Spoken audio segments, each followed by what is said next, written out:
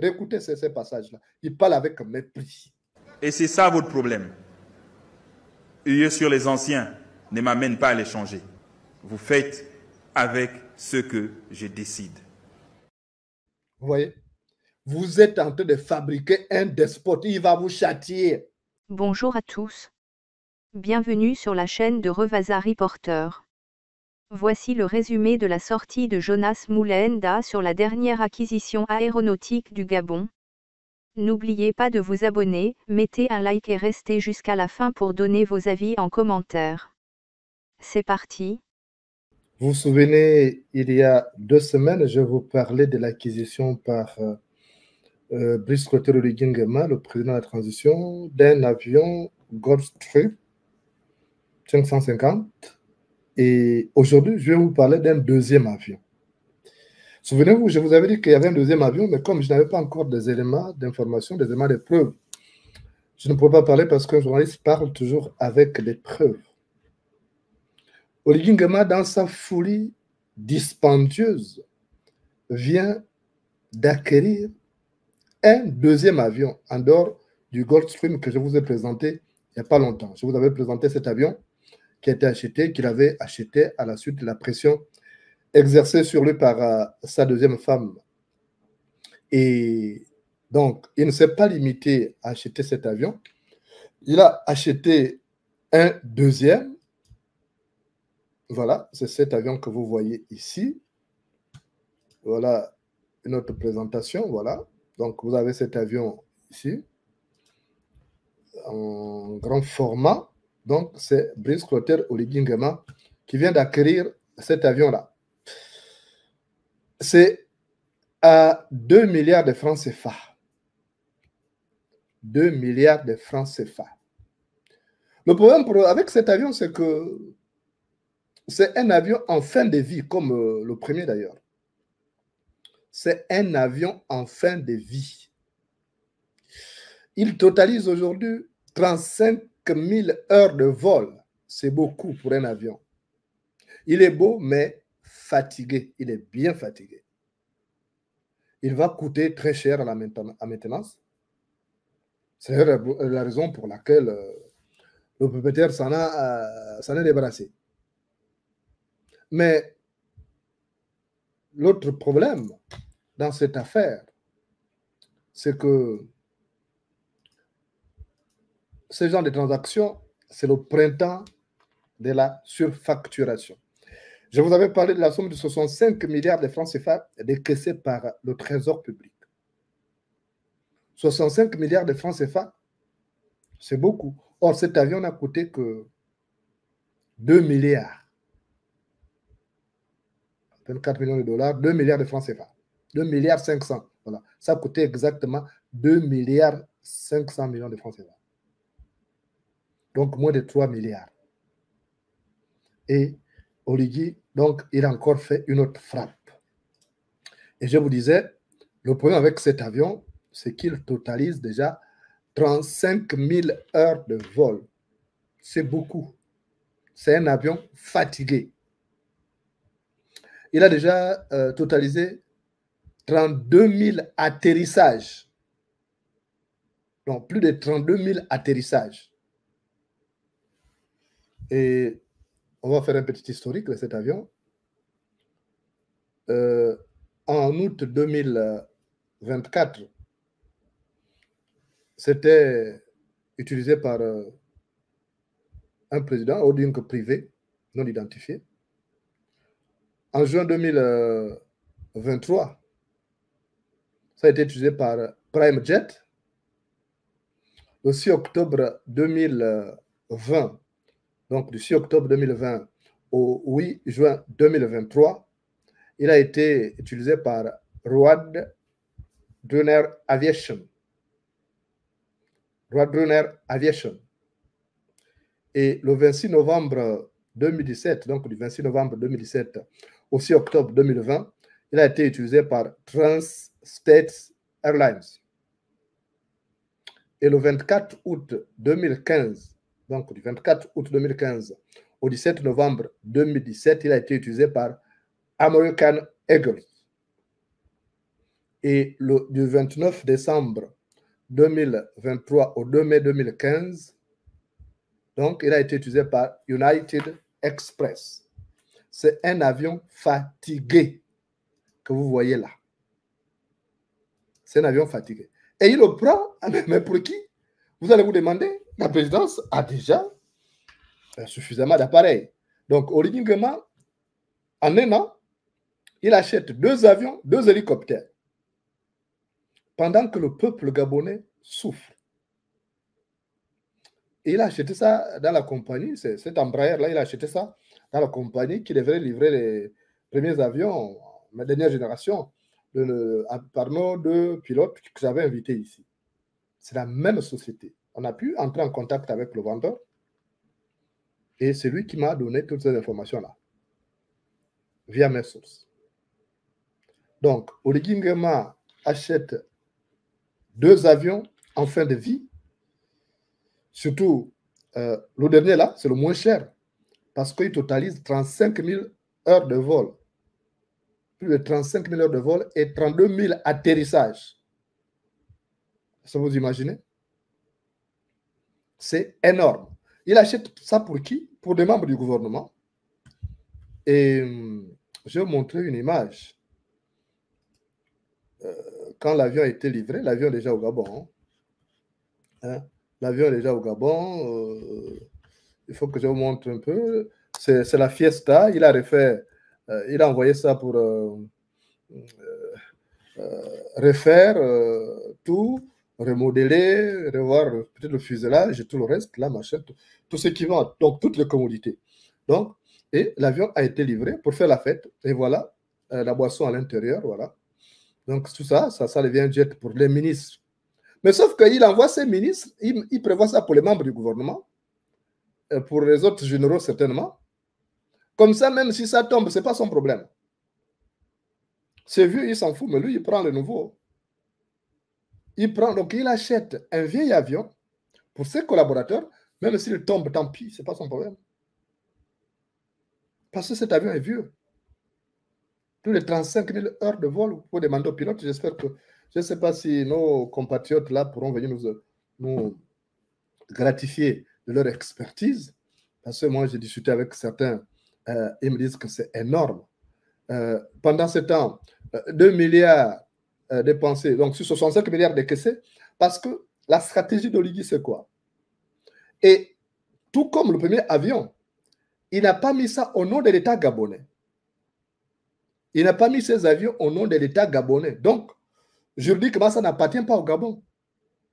Il a, avec ses amis mafieux, créé des sociétés, écrans, et ces avions-là donc, sont la propriété de cette société qu'il crée. Comme ça, s'il y a un problème, il fouille, et l'État gabonais ne peut pas récupérer ces 2 avions parce que ce n'est pas en son nom.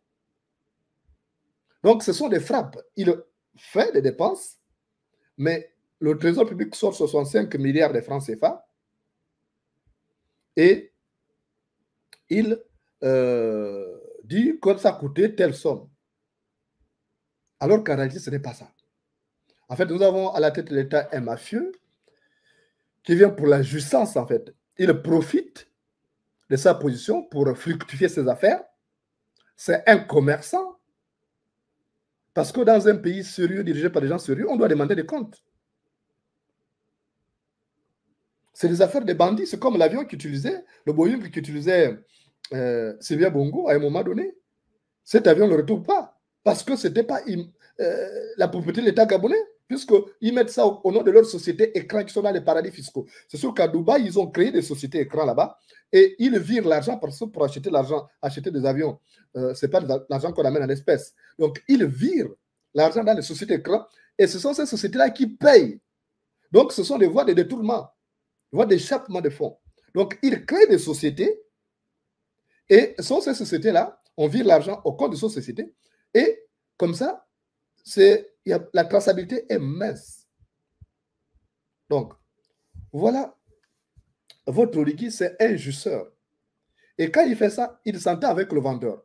L'avion coûte, par exemple, cet avion coûte 2 milliards 500 millions de francs CFA. Le dernier, là, qui totalise 35 000 heures de vol, là, il coûte 2 milliards 500 millions de francs CFA. Mais lui, il va s'entendre avec le vendeur pour dire, écoute, tu me fais une facture, par exemple, de 30 milliards. Et comme ça, en sus du prix d'achat, là, le prix de vente, le vendeur va récupérer, va encore se partager une partie du magot avec donc Origi. Et là encore, les gens viendront applaudir. Non, il a libéré le Gabon. Mais Origi n'a pas libéré le Gabon. Origi, c'est un jouisseur. Vous voyez comment il se comporte. Depuis qu'il est arrivé là, on ne voit pas ce qu'il fait d'extraordinaire. En dehors de se comporter en bouffon, il se comporte en bouffon, on le voit en train de danser partout, on le voit en train de jouer au tam-tam un peu partout. Et les gens pensent que c'est du populisme. On va suivre un peu ces simagrées à travers le Gabon. D'abord, dans la province de Haut-Togo et dans le sud-est du Gabon, sa région d'origine, où il battait le tam-tam comme un ivrogne au petit matin après une longue veillée. On va suivre Brice Kotter de Lingala.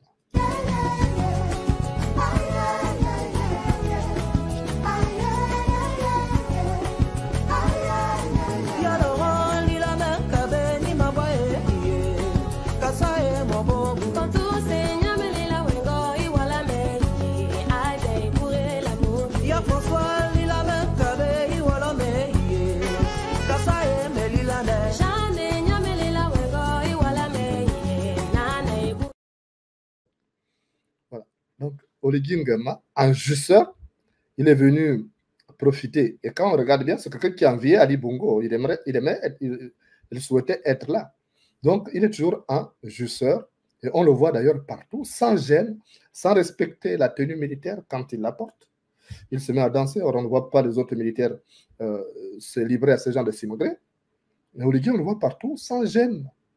Il ne respecte même pas la fonction qu'il usurpe depuis le temps août dernier. On va continuer à suivre donc les simagrées de Brice Kotter de Lingala.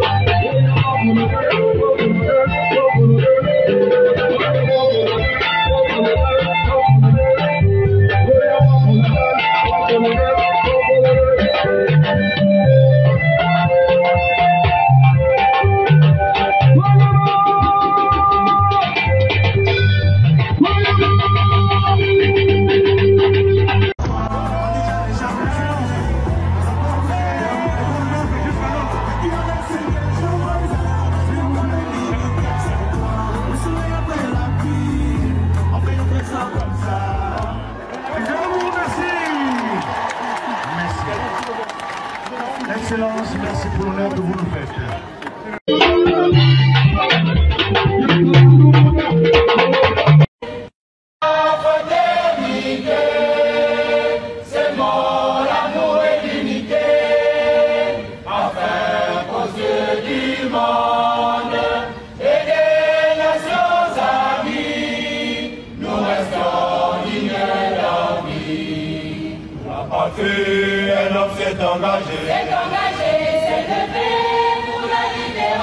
Libération du Gabon et de tous les Gabonais. Il s'appelle Brice Kotter Origi Nguema. La patrie, un homme s'est engagé.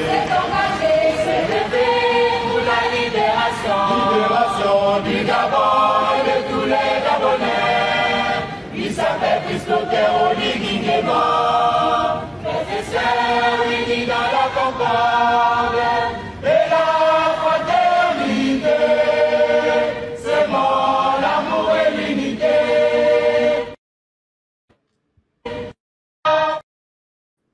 Et c'est ça votre problème. Huer sur les anciens ne m'amène pas à les changer. Ça me réconforte dans mes choix. Vous faites avec ce que je décide. Vous voyez Oligui là, voilà votre Oligui là. Payer les avions, danser, faire les sbroufs. C'est ce qu'il sait.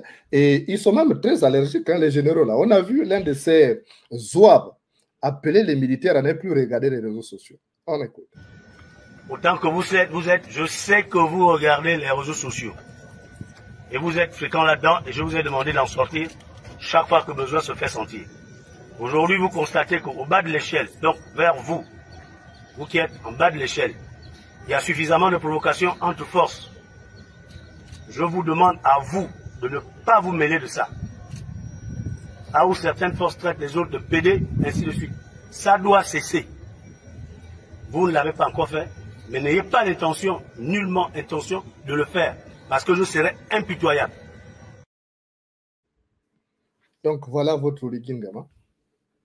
Donc sa vie, la transition se résume à restaurer les comptes bancaires de militaires et de leurs épouses. Voilà tout ce qu'il sait faire depuis qu'il est là. Mais le quotidien des Gabonais n'a pas changé dans le fond. Les Gabonais continuent à tirer le diable par le cou. Ils vivent même plus mal aujourd'hui qu'hier, en dehors de ceux qui ont reçu quelques friandises. Mais la grande partie de la population croupit dans le sous-développement et la misère. Et pendant ce temps, donc, Brice Clotaire Oligui Nguema s'autorise des folies dispendieuses d'acheter des avions. D'abord, ce Gulfstream-là, après, c'est maintenant cet Embraer-là qu'il a acheté, qui est pratiquement en fin de vie, parce qu'il totalise aujourd'hui 35 000 heures de vol et 32 000 atterrissages, plus de 32 000 atterrissages. Donc, voilà votre président de transition qui fait les sbroufs. On va débattre, hein. Je vais vous donner la parole, hein, parce que moi, je suis un démocrate.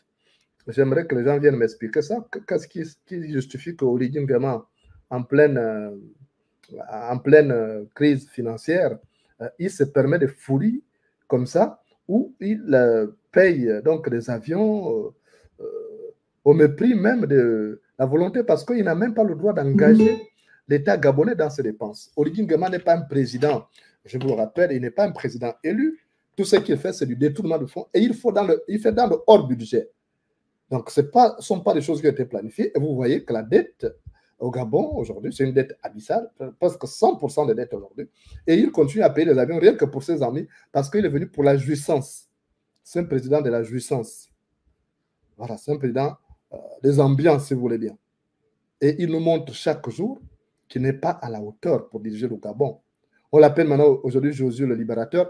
Et on voit ça bouille un peu partout à travers le Gabon. Mais les Gabonais ils sont pitoyables. On a vu les images où il était. Il y a beaucoup d'autres images. Hein. Il y a d'autres images, je ne peux même pas les mettre là. On voit ce culte de la personnalité là qui prend le dessus et le peuple pense qu'il a été libéré. Le peuple n'a pas été libéré. Parce que ce qui est sûr, c'est que le réveil sera douloureux. Quand je vois le culte de la personnalité, les chansons qui reviennent, on fait du conabélisme avec des chansons à la gloire de ces despotes. Je vous avais prévenu qu'à force de faire des éloges à un chat, il finit par se prendre pour la panthère. À force de faire des éloges à un chat, il finit par se prendre pour la panthère. Vous avez vu comment il dit, vous faites ce que je vous demande de faire. Mais je l'ai écouté aussi dans son discours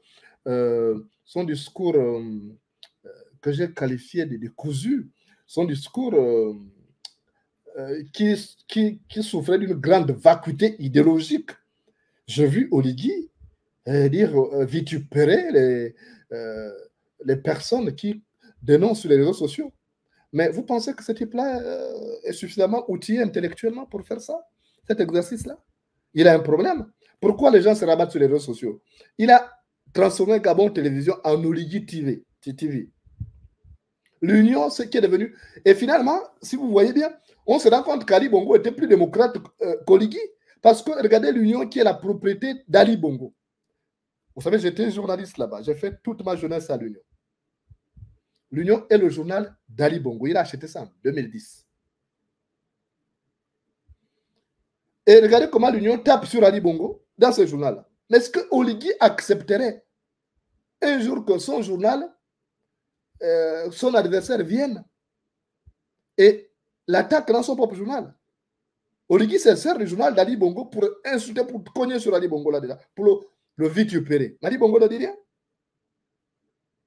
Mais, et lui, c'est le même qui vient dire que non, on dénonce sur les réseaux sociaux. Mais quand il prend en otage les journalistes, j'ai discuté avec certains journalistes qui sont restés au Gabon, mais il ne peut pas faire leur travail. Donc, il prend en otage les médias publics. Même la presse privée n'a plus accès à l'information, n'a pas accès à la publicité, ne peut même pas couvrir les voyages du président de la transition à travers le Gabon. Donc, quand il confisque ça, qu'est-ce qui reste au Gabon, aux Gabonais? Mais ce sont les réseaux sociaux. Et il dit, on ne doit pas chaque fois manquer de respect aux dirigeants. Mais il est qui, Oligui? Qui l'a élu? Soyons sérieux. Donc, il pense que lui peut manquer du respect, manquer de respect aux Gabonais, et les Gabonais ne doivent pas le manquer de respect. Vous avez écouté dans son arrogance, quand il dit, vous faites ce que je vous demande. Écoutez, écoutez. Alors que le peuple, en démocratie, c'est le peuple qui est souverain. Le pouvoir appartient au peuple. Réécoutez ces passages-là. Il parle avec mépris. Et c'est ça votre problème. Huer sur les anciens ne m'amène pas à les changer. Ça me réconforte dans mes choix. Vous faites avec ce que je décide. Vous voyez? Vous êtes en train de fabriquer un despote. Il va vous châtier. C'est pourquoi il faut commencer par, au référendum, là, voter non. Ne cherchez même pas à réfléchir. C'est non, parce que tout ce qu'il propose, ça consacre le recul démocratique du Gabon et une dictature militaire féroce. Donc, votre réflexe, c'est de voter non. Parce que tout ce qui a été taillé, c'est sur mesure. Il est venu, comme il souffre de démangeaisons sexuelles chroniques, comme il a en permanence une forte pression au bas-ventre, il a légalisé la polygamie. Donc, toutes ces lois sont taillées sur mesure. Et ce sont ces bêtises-là que vous allez valider au référendum. Vous votez non. Vous votez non. Systématiquement, c'est non. Parce que tout ce qu'Oligui fait, ce n'est pas dans l'intérêt du peuple gabonais, c'est dans son propre intérêt. Il est venu pour fructifier ses affaires. Pour voler, il a envoyé Ali Bongo. Je vous dis avec Omar Bongo. Il volait dans les caisses d'Omar Bongo, dans les mallettes. On lui va déposer ça, il retire. Il a commencé comme ça. Et vous pensez que c'est un homme comme ça va donner le pouvoir pour gérer le Gabon? Vous aussi, les Gabonais. Il dit les activistes salissent l'image du Gabon à l'étranger. Ah non! Les activistes présentent la bonne image, la vraie image, enfin, le Gabon exact. C'est lui qui suit l'image du Gabon. De par ça, c'est bêtise, en fait. Parce qu'il montre que le costume de président est trop ample pour lui, qu'il ne peut pas le porter. Ce n'est pas nous, nous, on présente l'image.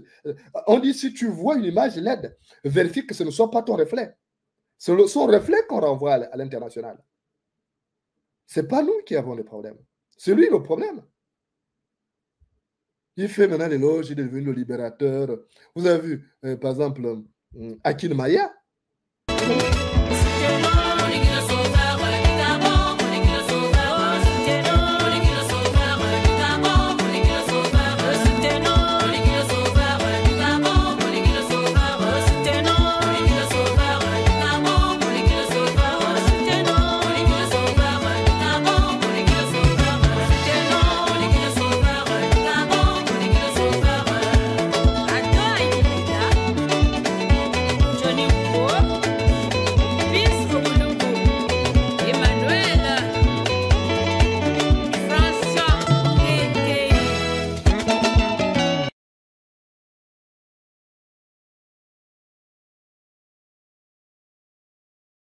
depuis Ali Bongo jusqu'à aujourd'hui. Qu'est-ce qui a changé?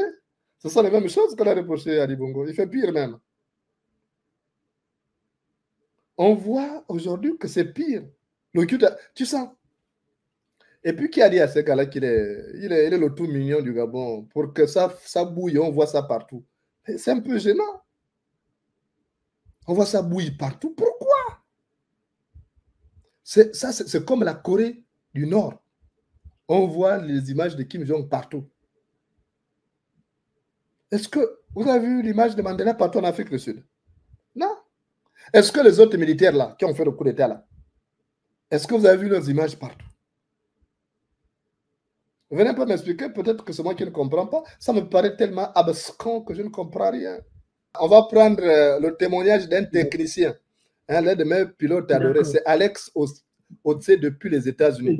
Oui, alors Alex, bonsoir. Bonsoir Jonas. Comment tu vas mon pilote adoré? Ça va? Ça va bien, ça va bien. Il y a quelqu'un qui m'a fait passer ton live, donc je suis à peine quelques minutes, je suis en vacances.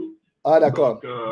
Oui, justement, ils sont en train de douter. Tu as présenté un avion là. Oui, c'est celui-là. C'est un Embraer, ouais. Ouais, moi je suis dans l'aviation d'affaires, donc je peux te dire ça, c'est déjà un avion que j'ai rencontré dans un des aéroports que je fais. Oui. Mais cet avion, il a été pris pour qui et pourquoi? C'est la présidence de la République gabonaise qui l'a pris pour les membres du gouvernement.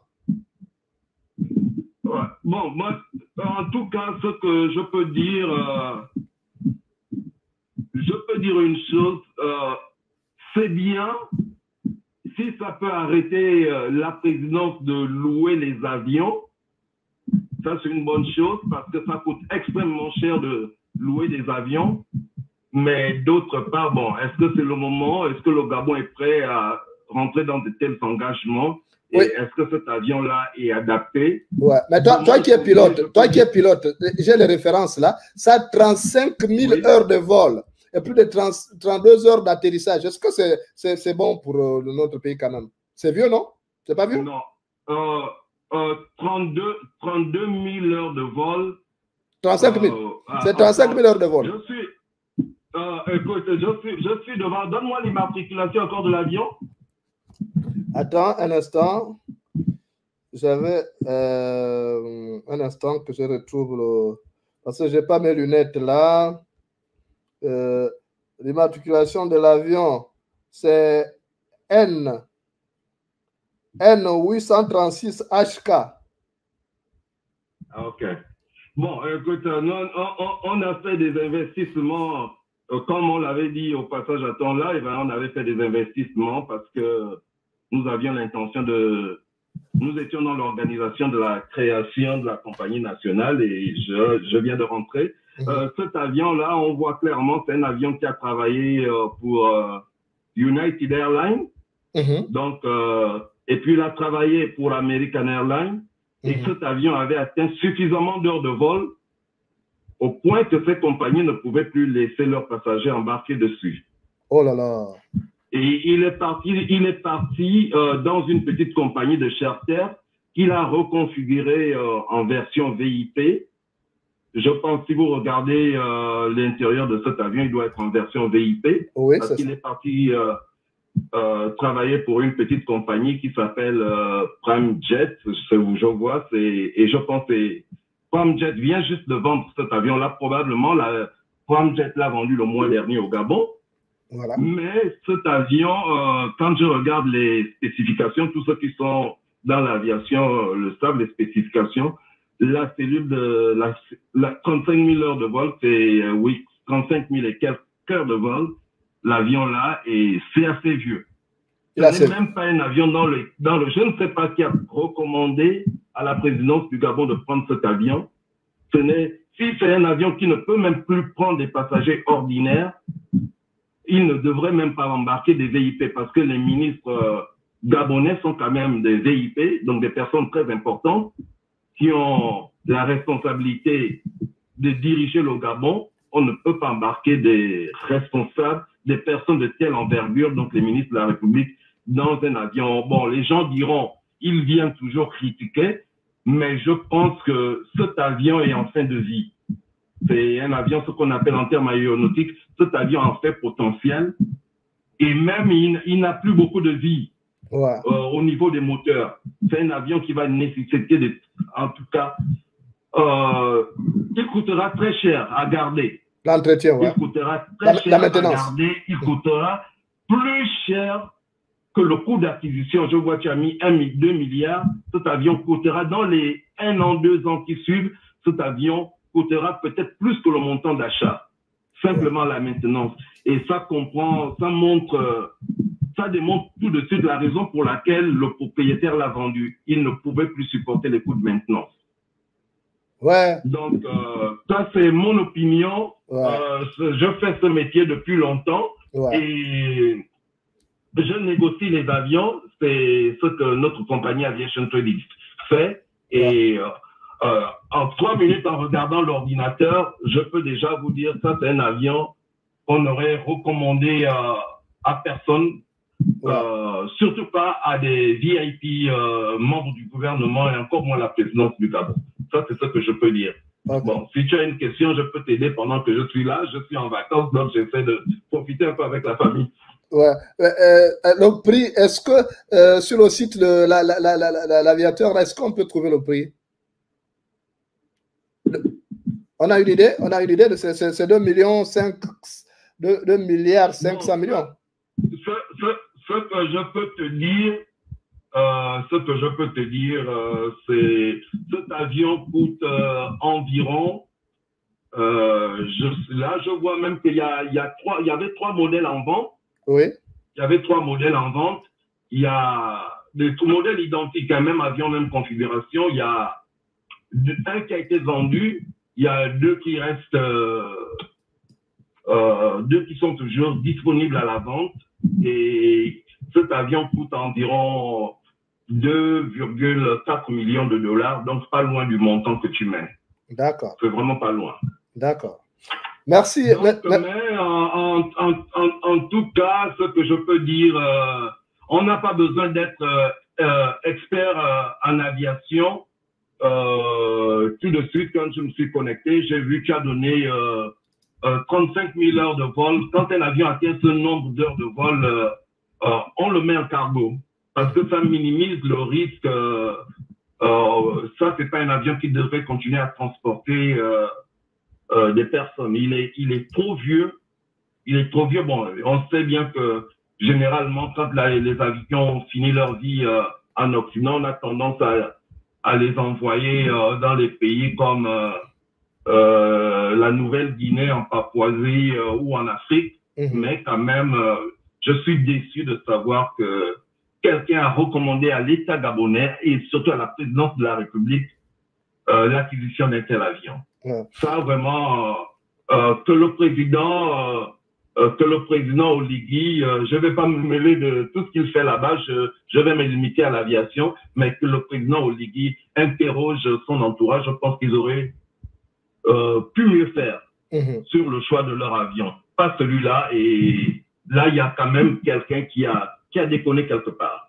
Cet avion-là ne devrait plus transporter des passagers. Ça, c'est un avion, à la limite, le mettre en configuration cargo, mais pas en configuration passager. Ok. Merci, Alex, pour... Oui, vas-y. Ok. Non, je peux déjà dire, l'avion était en configuration passager. Oui. Quand il atteint un certain nombre, quand on prend un avion, on le configure en configuration VIP, c'est parce qu'on limite déjà les dégâts humains. On se dit, il est assez vieux, il ne peut plus passer. C'est un avion de 50 places. Là, on l'a transformé en avion de 30 places. Tu comprends qu'au niveau des assurances, on limite déjà le coût. Oui. Parce que transporter 50 passagers à 30 passagers, il y a quand même une grande différence. Et là, pour mieux limiter encore les coûts et les dégâts qui peuvent arriver, généralement, ce genre d'avion, après, on le transforme en cargo parce qu'il ne prendra par la suite que 2 pilotes. perdre 2 vies, c'est mieux que perdre 30 vies. Mais prendre un avion, comme je l'ai dit tout à l'heure, et je ne veux le répéter encore une fois, ça, c'est pas un avion dans lequel on devrait mettre des VIP. Et encore moins des passagers, même ordinaires, parce que la vie n'est pas importante simplement quand on est VIP. Il est vieux, 35 000 heures de vol, c'est trop pour un avion passager. Ça, c'est mon opinion. Merci Alex pour ton expertise. Et on va essayer de suivre l'évolution des choses parce que j'ai appris aussi qu'après notre émission, Fly Gabon se détache de AfriJet. Donc tout ça, on va essayer de suivre, quitte à organiser notre émission pour voir les contours de cette affaire-là. Oui, nous, on reste toujours. Nous avons parlé avec toi depuis la dernière fois. On n'a pas eu de réaction du côté du gouvernement de la présidence parce que ce que nous réclamons est tout à fait légitime. Nous avons travaillé en tant que Gabonais. Nous avons participé à l'élaboration d'un projet. Nous avons préfinancé nos déplacements, tous les logiciels comme celui que je viens de regarder tout de suite. Tu comprends que c'est des outils importants. On te donne un avion, tout de suite, il y a des choses que je ne peux pas dire. J'ai toute la vie de cet avion devant moi, partout où il est passé, qu'il a exploité, combien d'heures de vol. C'est des outils qu'il faut avoir si on veut avoir du matériel fiable. Ouais. On ne va pas aller prendre un avion sans connaître son histoire. Bon, encore, je ne sais pas comment ils ont fait pour l'acquérir, si c'était un bon, parce que réellement, c'est un avion en fin de vie. Les moteurs, il ne reste pas grand-chose là-dedans. Ouais. Et ce qui coûte cher dans un avion, ce sont les moteurs. Je ne vois pas pourquoi quelqu'un va prendre un avion qui te demandera dans quelques mois, sinon dans un an et demi, de remplacer les moteurs qui coûtent plus cher que l'avion lui-même. Ouais. Ok. Merci Alex. On s'appelle. De toute façon, déjà, je sais que tu es en vacances. Bonnes vacances. Je vais essayer d'appeler Camille. Je ne sais pas s'il est reparti à Haïti ou bien à la République dominicaine parce qu'il aime bien la zone. J'espère que quand je viendrai, vous allez m'amener là-bas. Tout à fait. Tu viens à tout moment et on te fera le plaisir de t'amener en balade. Ok. Merci, Alex. Okay. En tout cas, on s'appelle. Je t'en prie. À très bientôt. Ok. Donc, comme je disais, franchement, je n'ai rien contre Oligui. Je n'ai rien contre Oligui Nguema. Vous savez, il y a une dame que je respecte beaucoup, c'est madame l'ambassadrice qui est arrivée à Paris, là. Parce que j'ai connu son père, M. de Benéni. J'ai du respect pour cette famille-là. Dans mes débuts, j'ai connu le général de Benéni. J'ai couvert même une fois son séjour. J'étais encore correspondant du journal L'Union en province. Il est venu, il a visité la province Sangounier. J'ai couvert. J'ai trouvé un monsieur qui était bien général, mais il n'était pas imbu de sa personne. Et j'ai gardé une image positive. Et récemment, mon frère Isaac John me dit, mais il y a ta soeur qui est arrivée, il faut que tu discutes avec elle. J'ai dit, mais moi, je ne peux pas mettre pied à l'ambassade. C'est interdit. Mais si on peut se retrouver dans un cadre familial, je viendrai pour montrer ma bonne foi, en prenant toutes les dispositions. Parce qu'elle est venue avec une autre façon de voir les choses, par exemple. Par rapport à Boulaboula qui est venu me faire la guerre. Je ne sais pas ce que Boulaboula m'a demandé que je n'ai pas donné pour qu'elle me fasse la guerre.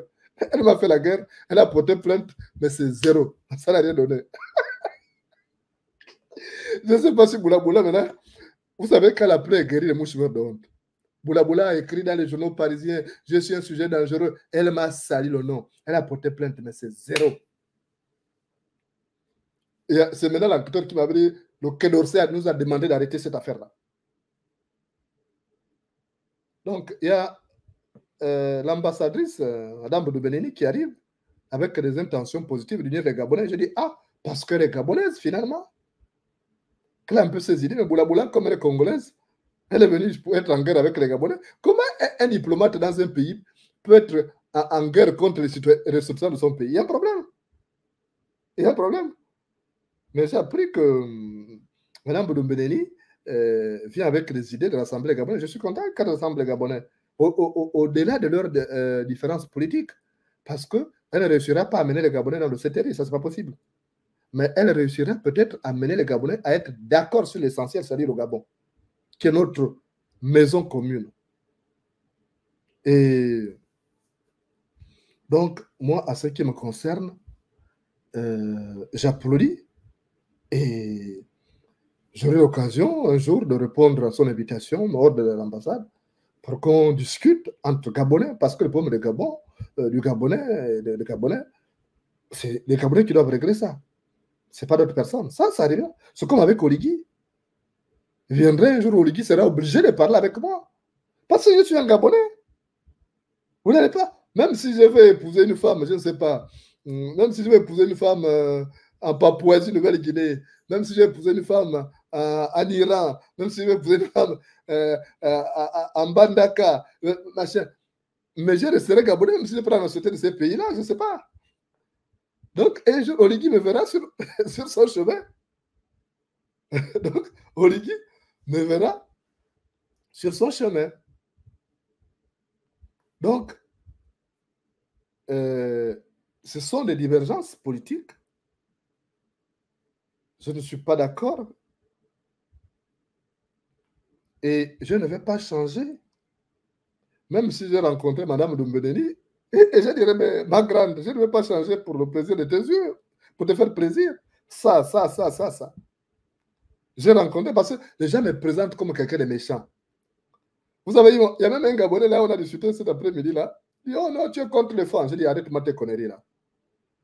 Vous vous mettez en mode victimaire quand on vous montre quelque chose qui n'est pas bon. J'ai dit, ça c'est du chantage émotionnel et ça ne marche pas avec moi. Parce que moi-même, mes parents, j'ai pris l'exemple de mon grand-père Maïda. Quand il a déconné, j'ai cogné sur lui. C'est ça, être un homme juste. Tu ne dois pas défendre ton parent parce que ton parent, s'il a fait la bêtise, tu le défends. Non, il faut sanctionner. Il y a ma petite fille, Marianne Moubikou, ma petite fille, c'est ma petite femme, parce que chez nous, les petites filles sont. Elle m'a envoyé un message ce matin. Elle m'a envoyé un message ce matin. Elle me dit, oh, j'ai rêvé que tu t'es marié avec une blanche. Je dis, oh, toi, tu m'as envoyé un message. Après, quand on discute, elle me dit, tu sais que les gens ont peur de toi. Parce que tu leur fais peur. Ils se disent que si demain tu es président, tu vas tous les envoyer en prison. J'ai dit, mais non, ma chérie, ce n'est pas possible. On ne peut pas envoyer les gens en prison. Il y aura une justice de réconciliation. Mais il n'y aura pas une justice de règlement de compte. On travaille avec tout le monde, même avec mes beaux-parents Bateke. Ce sont mes beaux-parents. Même si je n'ai pas eu à faire un enfant chez eux, mais j'ai quand même eu leur fille. Et leur fille a été celle qui m'a plus protégé. Ça, je n'oublie jamais un bien. Même quand je vais épouser une femme là, je dirais que là-bas au Gabon, là, il y a quelqu'un qui m'avait bien protégé. Elle s'appelle Adeline Bobassam. Parce qu'elle a eu toutes les pressions pour lui donner l'argent. Elle ne m'a pas vendu. Et j'ai du respect pour cette femme-là. Et demain, quand les choses auront changé, je ne vais jamais oublier qu'elle m'a protégé. Donc, comme disent ses parents Bateke, je la mettrai en haut. Je la mettrai en haut, pas en l'épousant, parce que, bon, chacun de nous, on a pris des chemins parallèles. OK? Mais en sachant que c'est une femme qui a beaucoup œuvré pour ma protection. Parce que, étant Bateke, étant d'une famille proche de Bongo, il aurait pu dire, bon, écoutez, j'accepte. J'empoisonne. Or, en France, j'étais empoisonné. J'étais empoisonné par des gens. Je croyais que c'était des gens bien. Donc, c'était des serpents qui dormaient avec moi dans le lit. Donc, il n'y aura pas de règlement de compte. Et nous, dans Pur, on n'a pas cette idée de venir régler les comptes. Nous sommes un petit pays. Si on règle les comptes, là, on va chercher à tuer. On va rester combien? On va rester combien? Donc, il n'y aurait pas de règlement de compte pour faire quoi? Non. Il n'y a pas à enfermer les gens. Il y aura des comptes à rendre, oui. Si quelqu'un a acquis 10 maisons de manière frauduleuse, on va dire, papa, tu veux garder la maison là? Je l'appelle à mon bureau. Je dis, papa, tu veux garder les 10 maisons? Oui. Est-ce que tu peux dormir dans les 10 maisons la même nuit?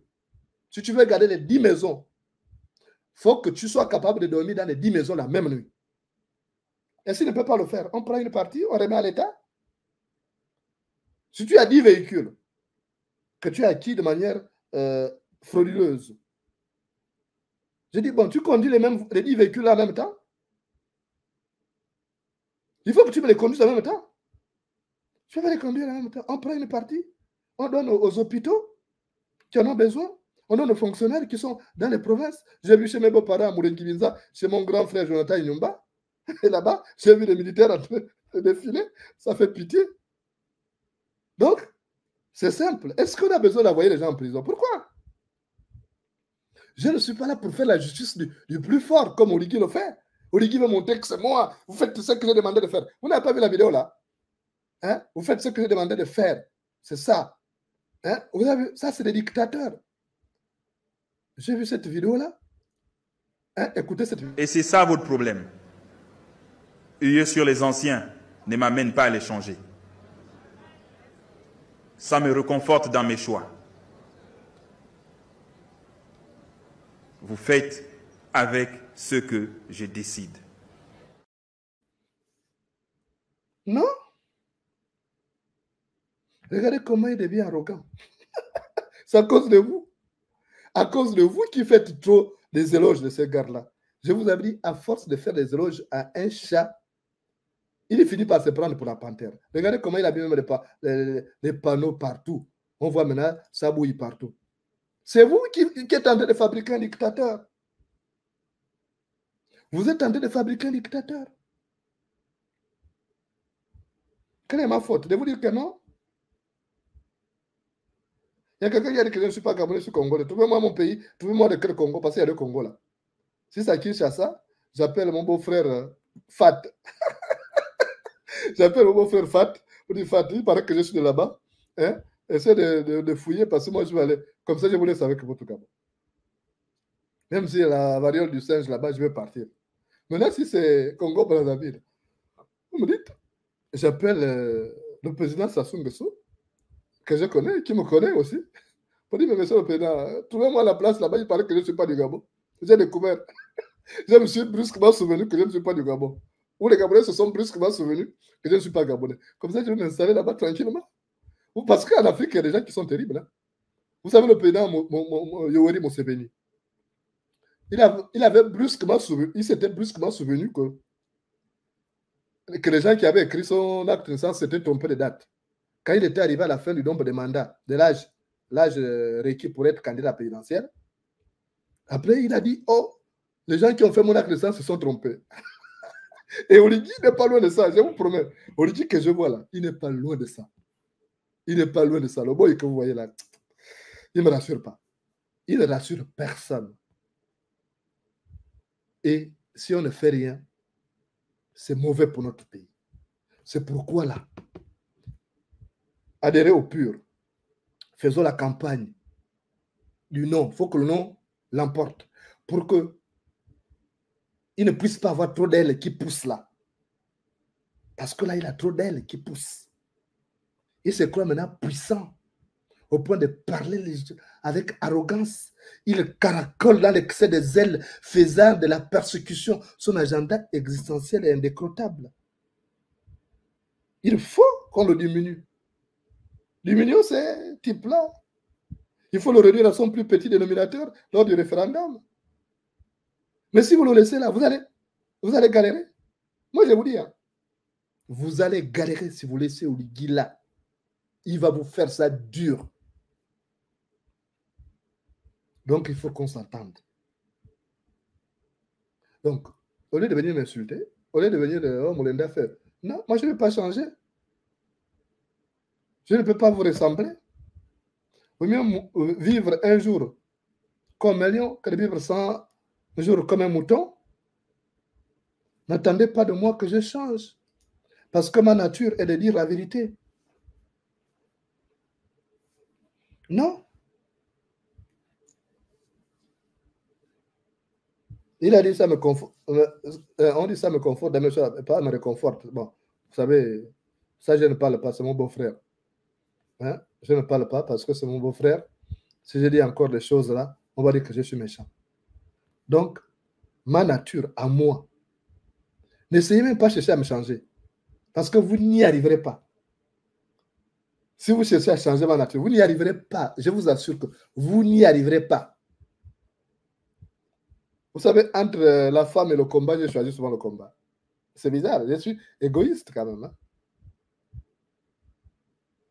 Je suis égoïste. Donc, je ne vais pas changer. Parce que ma nature, c'est d'être le combattant de la liberté. C'est d'être partout où il y a des injustices pour combattre ça. C'est mon rôle. Mon devoir est d'être ces combattants, ces guerriers. Je suis en guerre contre les injustices sociales. Je suis en guerre contre le tribalisme, contre toutes les ségrégations. Je suis en guerre contre la domination d'un clan sur un autre. Ne me demandez pas de changer.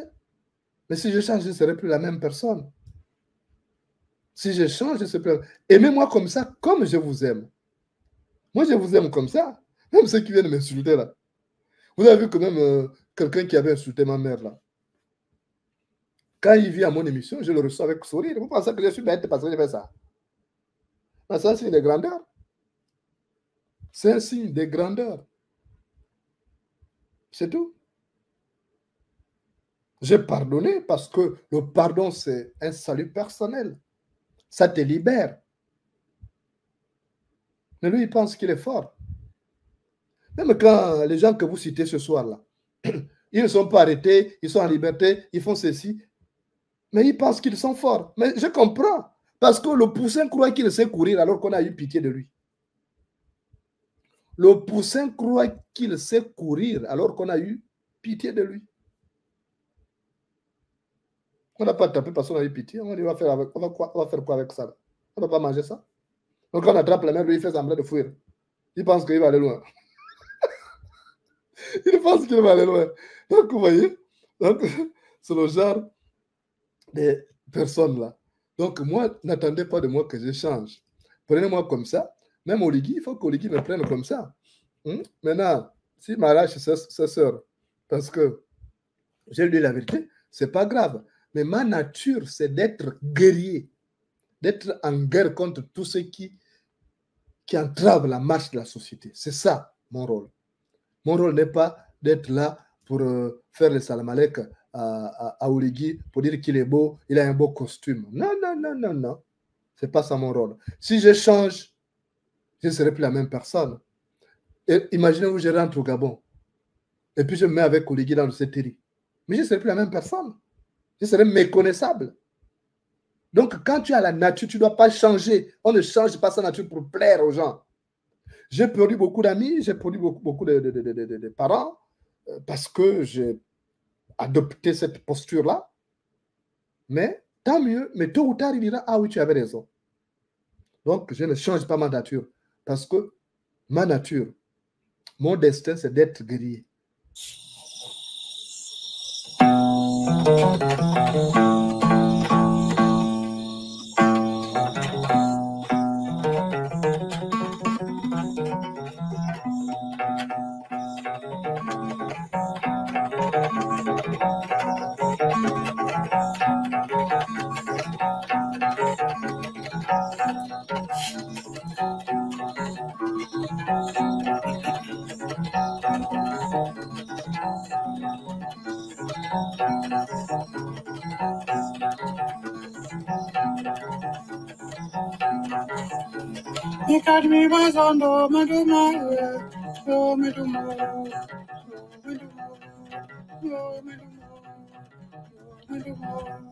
Je voudrais vous demander d'avoir des convictions et de ne pas changer.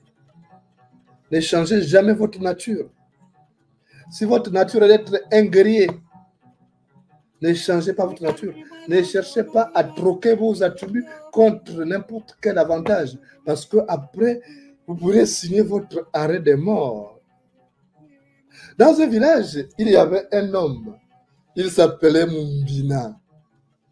Alors Mumbina, c'était un chasseur redoutable. Il tuait même tous les grands félins. Même le lion avait peur de Mumbina parce qu'il était très habile. Alors Mumbina avait une jolie fille qui s'appelait Paga. Alors un jour, il y avait un lion qui rôdait dans les savanes du village de Mumbina. Et le lion là, il était réputé méchant. Mais sauf que le lion est tombé amoureux de la fille de Mumbina. Au lieu de tuer la fille de Mumbina, il est tourné autour de la fille de Mumbina. Et à cette époque-là, comme les hommes écoutaient le langage des bêtes, le lion là, sachant que c'est la fille de Mumbina, il avait décidé d'aller demander en mariage la fille de Mumbina. C'est comme ça qu'un jour, lorsque Paga revient de la brousse, le lion là l'a suivi jusqu'au village de Mumbina et trouve Mumbina à la cour en train de nettoyer son arme. Et le lion dit à Mumbina, pardon, je ne suis pas venu pour te faire la guerre. Je sais que tu es un grand chasseur. Je ne suis pas venu pour te faire la guerre, s'il te plaît. Je suis venu pour te dire que je suis amoureux de ta fille, elle est trop belle. C'est ma dernière passion amoureuse. C'est ma dernière chance qui me reste en amour sur terre. Je veux épouser ta fille. Mumbina a regardé le lion. Il dit, toi là, tu veux épouser ma fille? Il dit, le lion dit, oui, ta fille est trop belle, je veux l'épouser. Mumbina dit, ok. Moi, ma fille est précieuse. Ma fille est précieuse. Elle porte même le nom de ma mère. C'est ma petite mère. Elle m'est précieuse que je ne veux pas la perdre. Si tu veux épouser ma fille, il faut que tu commences par enlever tes griffes là. Parce que je ne veux pas que tu blesses ma fille. Le lion est reparti en brousse.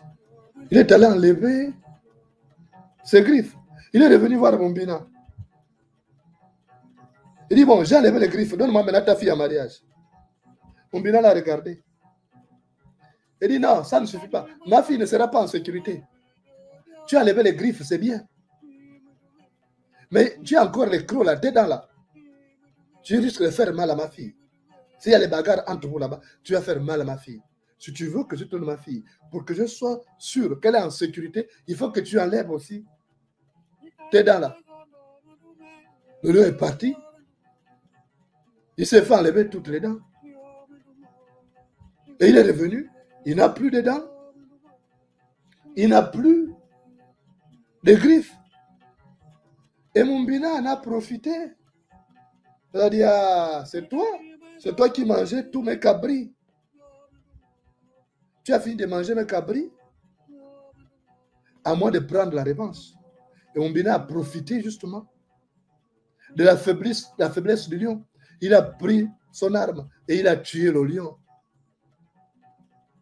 Il a tué le lion. Le lion n'avait plus aucun moyen de défense. Il n'avait plus ses griffes, il n'avait plus ses dents. Il était maintenant faible. Il était faible pourquoi? Parce qu'il a cédé à une faiblesse. Il n'avait pas compris que sa nature c'était d'être lion et de vivre comme un lion avec tous ses attributs de pouvoir. Les griffes et les dents. Alors, vous n'allez pas tronquer vos attributs de pouvoir pour que quel privilège que ce soit. Votre nature est de vivre comme un guerrier. Vous vivez comme un guerrier avec les armes qui sont les vôtres.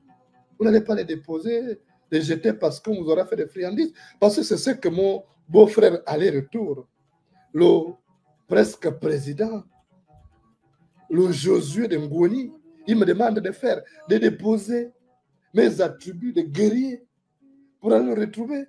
Mais si je dépose mes attributs de guerrier, mais je serai faible. Et comme ça, il va faire comme Mumbina, m'abattre. Il va me tuer tranquillement. Mais malheureusement, moi, je ne tombe pas dans ces pièges parce que j'ai vu ce qui est arrivé aux autres. Et le proverbial garçon